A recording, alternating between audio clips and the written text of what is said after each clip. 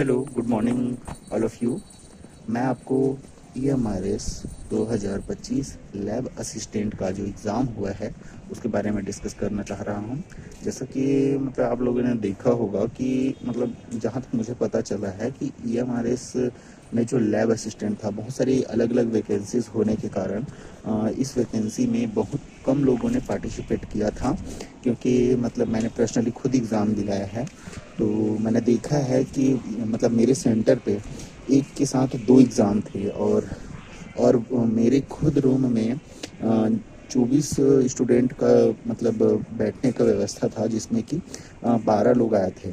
और मेरे दोस्त के भी रूम में लगभग 13 लोग नहीं आए थे, मतलब 11 लोग आए थे उनके में, और मेरे में 12 लोग आए थे। तो बहुत लोगों के दो एग्ज़ाम होने के कारण भी मतलब एग्ज़ाम नहीं दिला पाए बहुत लोग।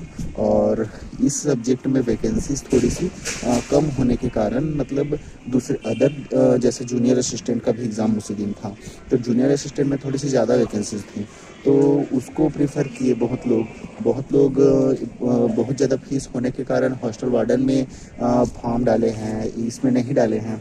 तो ऐसे ऐसे बहुत सारे कारण हैं जिसकी वजह से एग्ज़ाम मतलब बहुत कम लोगों ने दिलाया।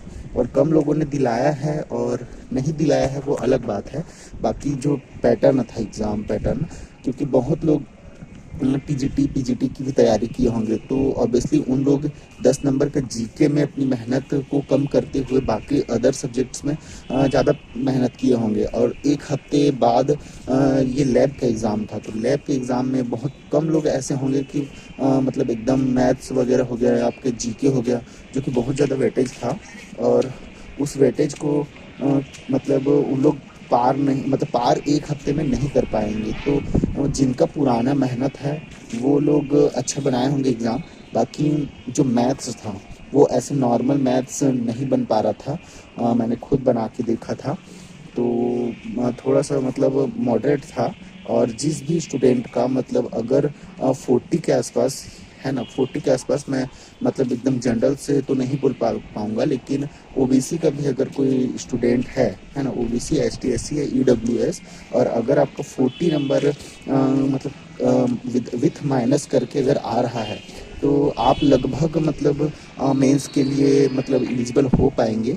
अभी तो फ़िलहाल आपको आंसर मतलब जो है वो यूट्यूब से या गूगल सर्च करके हम निकाल सकते हैं, लेकिन मतलब कहीं ना कहीं एक दो नंबर का आगे पीछे होता ही है ना।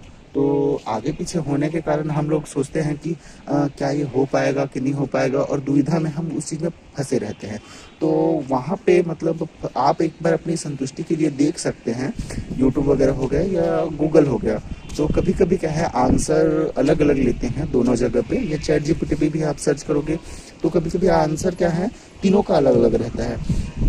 तो हम एकदम ऑथेंटिक नहीं ले सकते किसी भी एक चीज़ को। तो जैसा कि आपका नंबर आ रहा है उससे कुछ नंबर ज़्यादा भी हो सकते हैं, कुछ कम भी हो सकते हैं।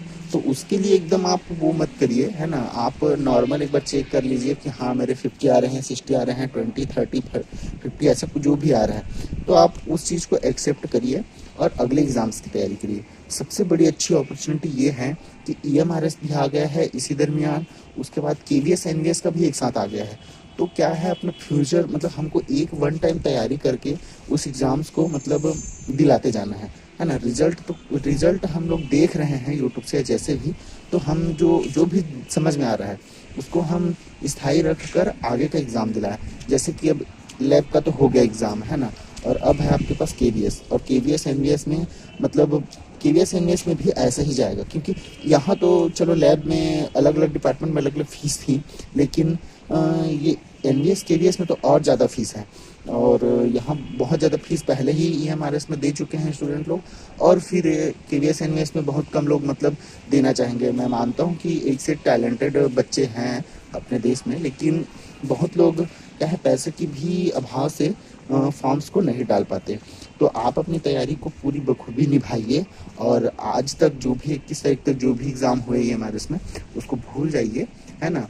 और और KVS के और NVS के जो भी सिलेबस में है, मेरे ख्याल से आपका जीके और मैथ से छोड़ के बाकी सब चीज़ तो ये मतलब आप लगभग पढ़ चुके हैं EMRS में। मानता हूँ कि EMRS का सिलेबस थोड़ा सा छोटा है और KVS NVS का बड़ा है, तो आपको थोड़ी सी और तैयारी करनी पड़ेगी। लेकिन ये जो अभी आपके पास 20 दिन बचे हैं, तो 20 दिन में आप ज़्यादा समय मैथ्स और जीके पे ध्यान दीजिए, क्योंकि ये चीज़ आपके लिए अभी नई है और ज़्यादा वेटेज भी है। बाकी चीज़ तो आप कहीं ना कहीं हैंडल कर लिए होंगे, क्योंकि जो रीजनिंग है वो कभी मतलब फर्स्ट टाइम हम लोग एग्ज़ाम दिलाएंगे तो कुछ नंबर्स हमसे कट जाएंगे, तो हम उसको अगर फिर से प्रैक्टिस करेंगे तो अगले पैटर्न में भी सेम पैटर्न का ये हमारे हुआ था, जिसमें मतलब आपने उस चीज़ को इम्प्रूव किया होगा। तो ऐसे इम्प्रूव करते करते आप ना कहीं इन चीज़ों में तो इम्प्रूवमेंट ले लिए हो, लेकिन मैथ्स और जीके जो है वो आपके लिए नहीं है। तो आप तो मैं चाहूँगा कि उस चीज़ को अच्छे से ध्यान दीजिए।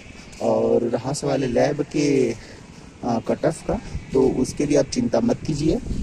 एग्ज़ाम थोड़ा सा कठिन आया था, जिस हिसाब से मतलब लैब का होना चाहिए था उस हिसाब से मैथ्स हर किसी से लगभग मतलब जो एकदम प्रैक्टिस में है उनसे एक बार बन जाएगा। लेकिन मैं ये भी बोल सकता हूँ कि पूरे के पूरे मैथ्स नहीं बन पाएंगे, कहीं ना कहीं कोई ना कोई अटक जाएगा। आपको अगर मेरा वीडियो अच्छा लगा होगा तो लाइक, सब्सक्राइब और शेयर ज़रूर करिए। मिलते हैं नेक्स्ट वीडियो पे।